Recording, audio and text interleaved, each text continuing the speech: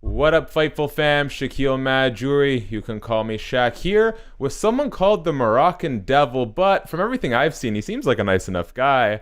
Youssef Zalal, how are you, sir? Pretty good. How about you, man? Pretty good. How'd that nickname come about? I've got like a weird fascination with nickname origins. There's a famous kickboxer, Badr Mm. is like a Moroccan legend, basically, when it comes to fighting and kickboxing in general.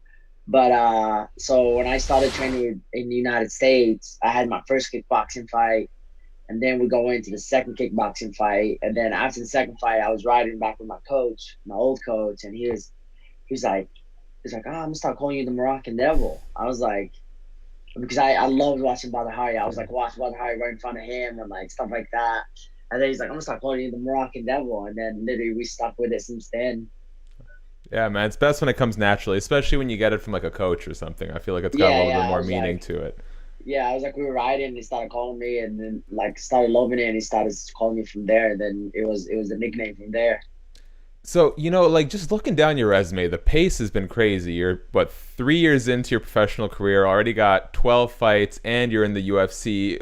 For you as an MMA fighter, what has the journey been like? Because this isn't one of those Michael Bisping, Anthony Smith, long stretched out journeys. You're just rocketing up this thing. I mean, definitely. Yeah, everybody has their own journey. There's a journey to everybody and every person and whatever personality you have and all that stuff, whatever life you go through.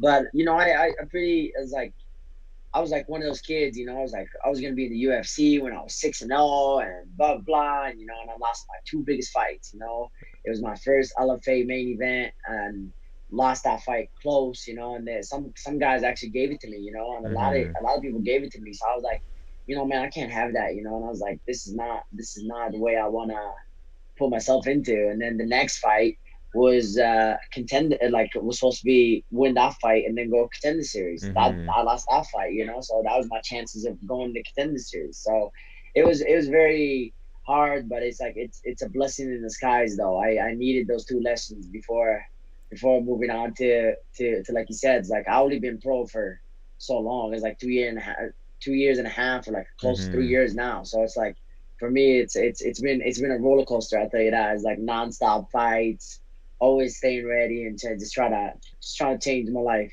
100%. And I think personally, I've always been a fan of, make those mistakes when you're on the regional scene, when you're up and Yeah, coming. Sometimes you get a situation like a Chase Hooper or a Mickey Gull, I think, super talented guys, that they get put in the UFC so young, and it's really sink or swim. There's no easy fights. It doesn't give you a good chance to really progress at the rate that I yeah. think you need to.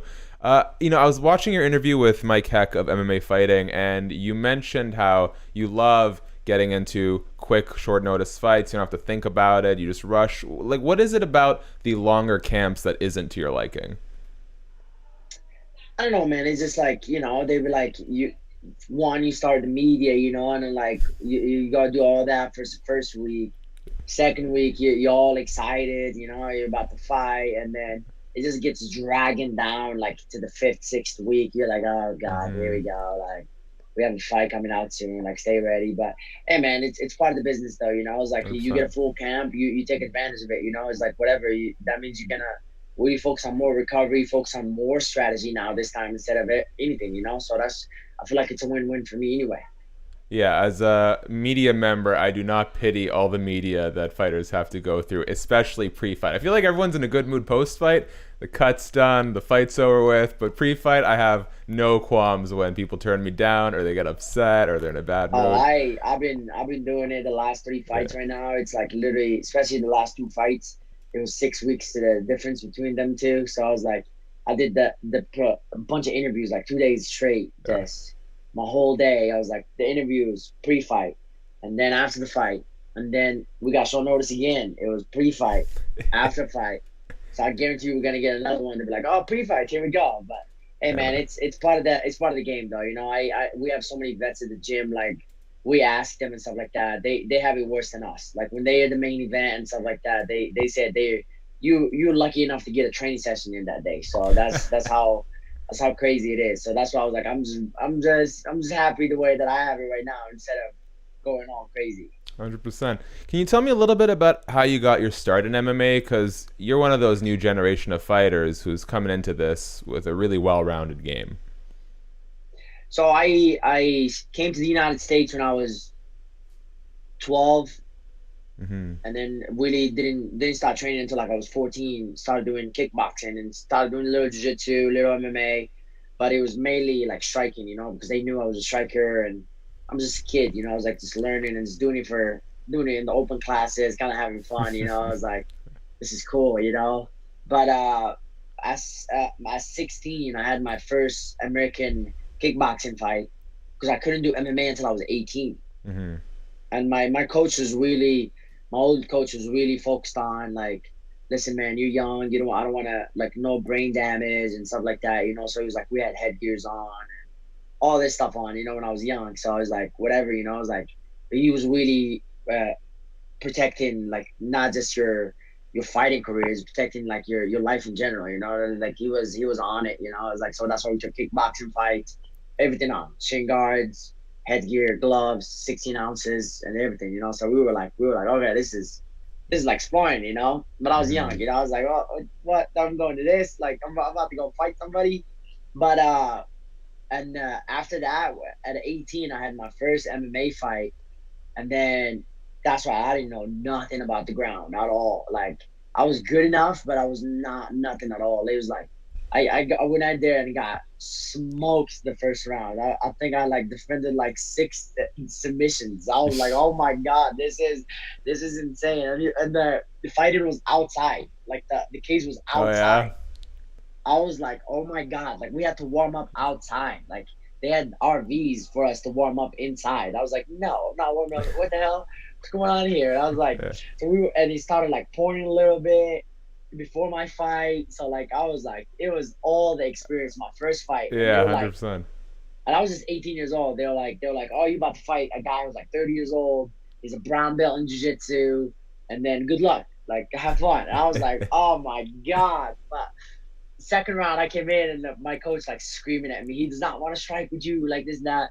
And we ended up finishing the fight in the second round. And my journey started MMA from there. It's like a bunch of amateur fights, and technically, to be honest, I didn't have that much amateur experience. I only Mm-hmm. had 6 fights as an amateur, so it's pretty cool how to see how like the knowledge was we were building so quick and so young. Yeah, there's nothing quite like the carnival that is amateur MMA. Rain or Yeah, no. shine, inside out, wherever you can get a fight, you do it. Do you have what's your plan looking like for the rest of the year? Are you looking you've already, what is it? You are the first fighter of 2020 to notch 3 fights, 3 wins in the UFC. Do you have a plan right now? Because I know when you talked to Mike Hack, you said you were going to sit down with your manager at the end of the week. Is there any progress on that end? Yeah, man. I was like for me, I get back training and like I'm technically you give me a week or two, I'm ready.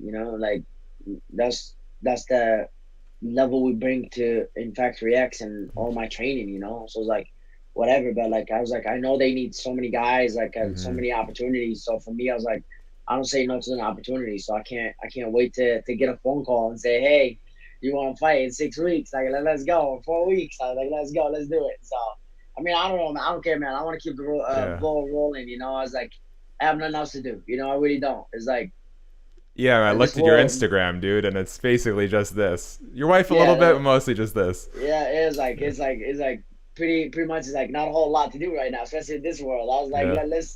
let's take an advantage of it, man. Like when if they shut down the gym and stuff like that, at least I said, well, I had an okay year. I was like, okay, Mm-hmm. whatever.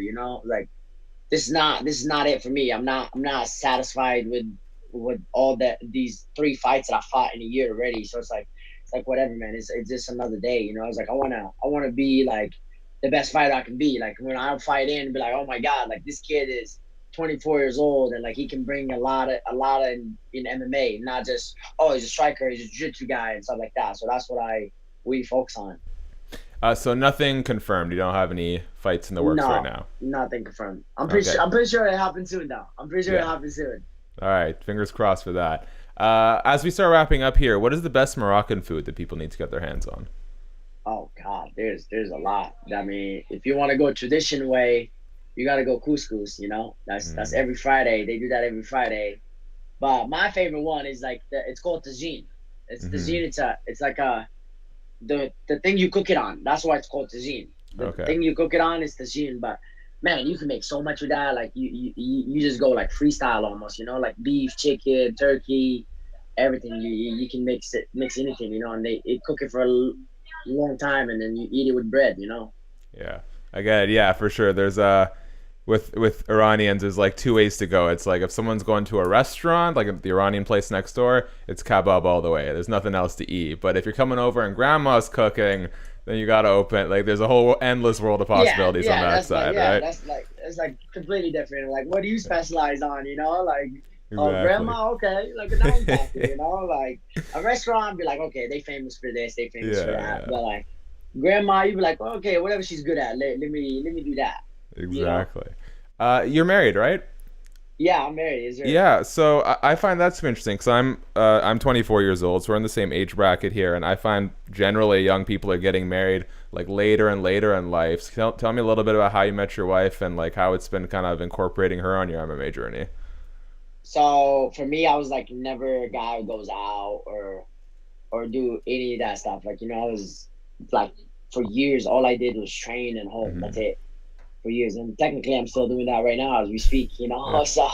So I was like, where like I was young, I was like 20 years old. Like I met my wife when I was 20 years old. We didn't get married at like 21, and like, but Wow. I was really, yeah, I moved it. Like we literally got married and then moved in together the next day. Like, how they do it traditional ways. Yeah, Like yeah. we got married, then moved in together, and stuff like that. And we've been married for 2 years now, past. So it's like past 2 years. So it's like it's been a journey though, man. It's like the first time she met me, I think I was like my pro debut.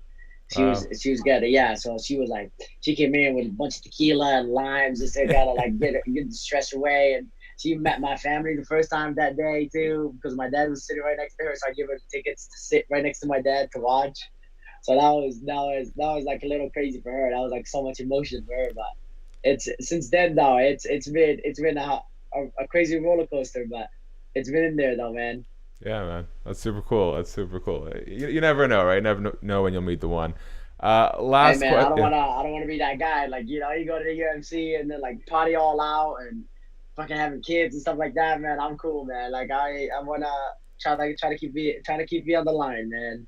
Yeah, yeah. No, I get it, dude. I've been with the same girl since I was 18 years old. So I Oh, yeah, yeah. So yeah. basically, you're married. So you've been Basically, we're 18, common. Yeah, yeah, we came to this conclusion. I think like legally, if we were to move out or something or 8 years break or something up, like that, isn't it? yeah, it's seven, almost seven. So I think if we were to split up, there might actually have to be some like exchange of money and stuff because I think as far as like the government of Canada is concerned at this point, we're I think that's basically that's what married. Colorado is. I think Colorado, if you stay together for like 7 years, you technically married or something like that. Well, I don't know, but there we it was. go. There we I go. was Her like, parents will be thrilled shit. to hear that. My uh, bad. Don't show her this video. Don't show her this No, video. she's the one, man. She's trying to live her life. I'm chill either way. But yeah, it's not about me. It's about you. As we wrap up, Youssef, I am curious. So you almost got that spinning back kick first round against Peter Barrett at UFC Vegas 6 on August 8th. You got a flying knee on your record. You got a Bravo choke, which I think is super dope. What is the finish that you would like kill to have it happen in the octagon? Like, what's the one move you would love to land and end a fight with? Uh, God, I mean, it's MMA, Like, I would love to see an elbow finish. I would love to see a kick finish, a right hand finish. There's so many possibilities for me. I was like, I finish. That's all that matters is a finish. Like finish, finish, finish. That's all. That's all we care about. Fair enough. Youssef, I want to thank you so much for your time today. You beat Peter Barrett at UFC Vegas 6 on August 8th. Chances are we're going to see you again sometime soon this year. Congratulations on all your success. I'll catch you next time, man. Thank you, my man. I appreciate it. Fightful